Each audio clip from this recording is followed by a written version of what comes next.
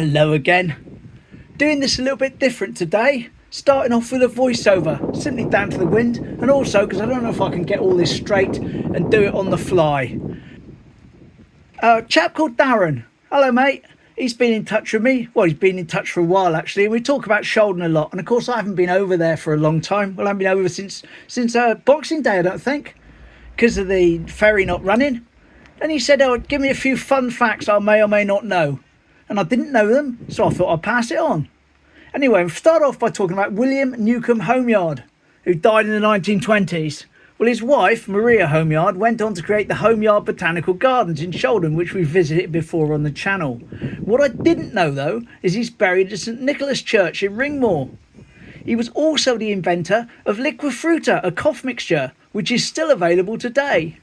And Darren sent me a shot of the grave, which contains the word Liquid Fruta, but as an anagram, because apparently the church wouldn't allow a product name on a gravestone. Crazy. Also, when I met Darren a while ago, he spoke to me of an amusement arcade located somewhere in Shaldon. Well, it was here, right next to the thatched cottage. Before the pink and yellow houses were built, there was an industrial unit which housed the arcade in the early 80s. Unsurprisingly though, the locals didn't really like it, and it didn't last too long. But that's where it was. Never heard of that myself, but there we go. Final fun Shaldon fact. Shaldon now lays claim to the tiniest jigsaw library in the world. There we go. Excellent. And I can't say I've noticed that before. However, once I get back over to Shaldon, we'll look at those three things, amongst others, up close and personal and live. But in the meantime, nice to have some news from Shaldon. Thanks very much for that, mate. Much appreciated. Talking about news from elsewhere, Splashy Splashy in Dawlish. Andy sent this in. Here we go.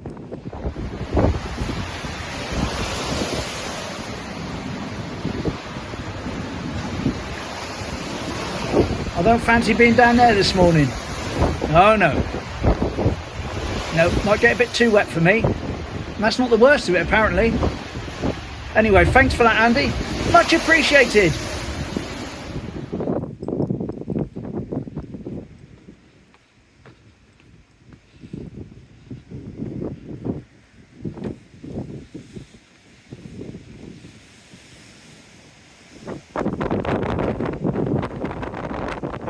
So, quick look off the observation deck. Very, very windy. I've had to turn the volume right down, so glad I'm doing this bit in voiceover this morning. It was a good decision. A few people out and about though. Not many. And finally, there we go. Look in the other direction, up towards Rufus, and we get a train. Yay, train! Whee! Lovely. There it goes. First train of the day. Smash in.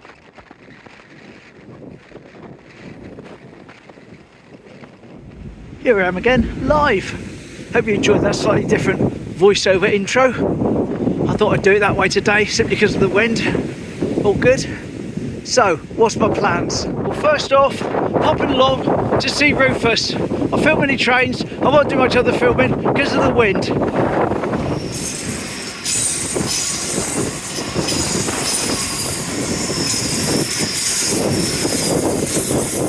Whee!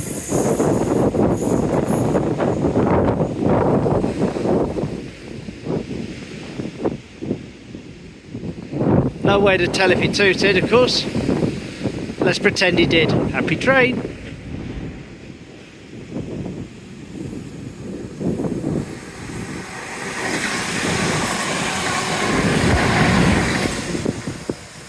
Whee!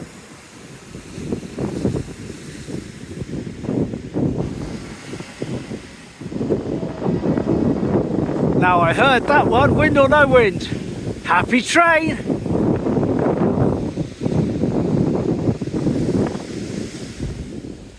Haha!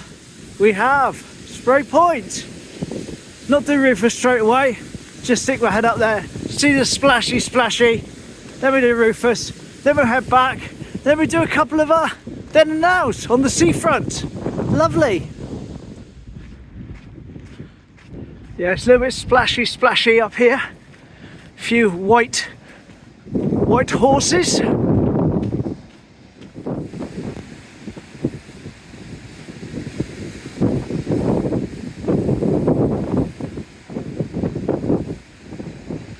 Don't fancy walking along there this morning. Hopefully it won't really splashies up here. I don't fancy getting soaked so early into the walk. That was a happy train, I heard it toot.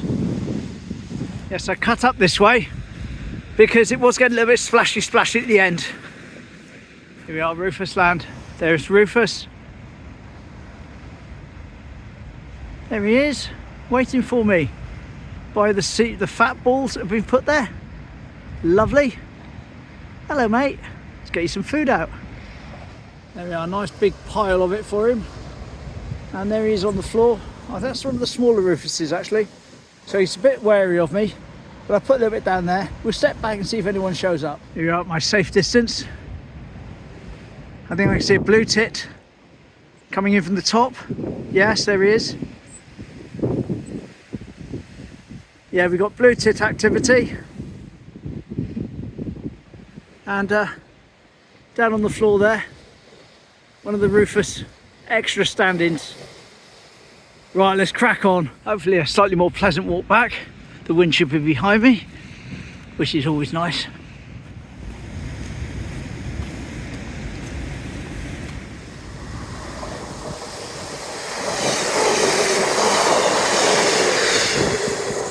Whee!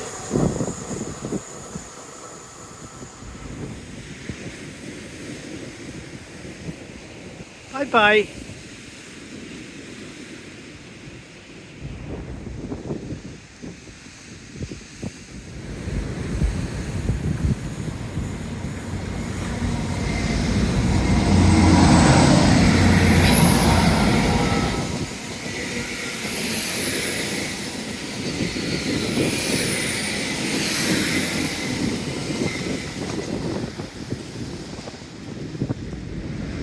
We certainly got the trains today, didn't we?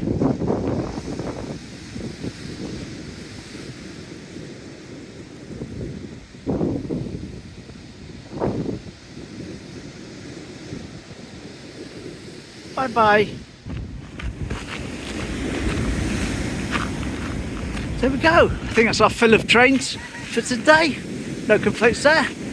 Gonna go along the seafront now. A couple of lovely pictures from John. One in the 1970s, showing the old decorative lights.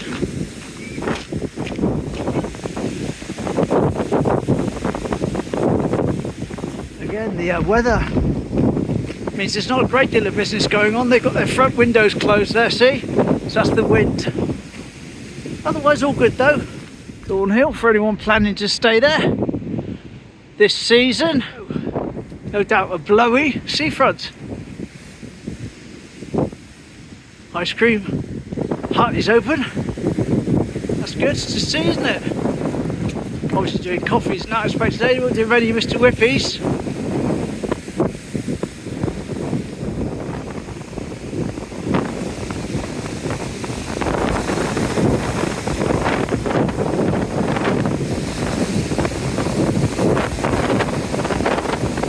At least the flower beds have drained themselves now of all the water that was in them the other day. If you didn't see that one, it was called flooding on the seafront, all along here. Oh, well, there's a little bit in there. All along here was like that, but quite deep, quite deep. Remember the other day, we were pretending we were on the pier, we were looking back at this bit here, and talking about the shelters, and I showed you a picture. Well, in response to that, I've had another one sent in. So I'll cut to it now. Here we go. And of course that is another shot of the shelters that were there. Marvellous. Right, now this one is lovely. This is the Teignmouth I grew up in. Shows the Royal Hotel as was, the blue building you'll see in a minute. And those two posts there, probably different posts of course, but they would have had the fancy lighting. Here we go.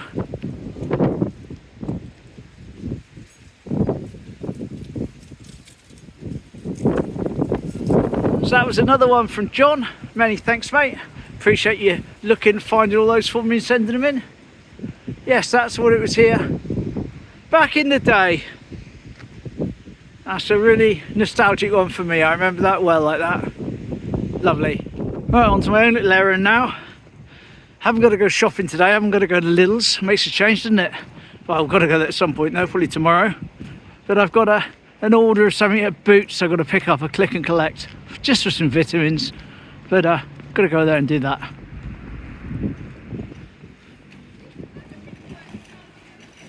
There you go. That's like the bloke that delivers Mum's prescriptions to her. Probably is the same bloke actually, from the World Chemist.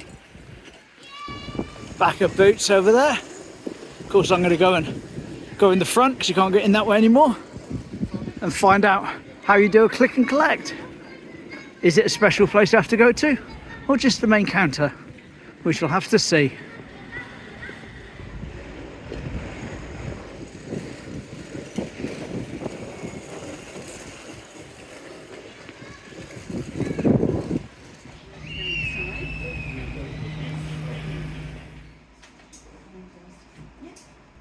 There we go, got them in the end. All good. That's them rattling. Load of vitamins. Buy in bulk. All good for a long time then. Bit awkward to film with a big bag of vitamins in my hand. So there we go. Another little wander comes to an end. Hopefully, I'm going to go a bit further afield tomorrow. Not going to say too much. Hopefully going somewhere different if everything lines up as it should. So a bit of a different one tomorrow, break the monotony of Teignmouth, but all good. See you then. Hope you join me. Take care. Bye.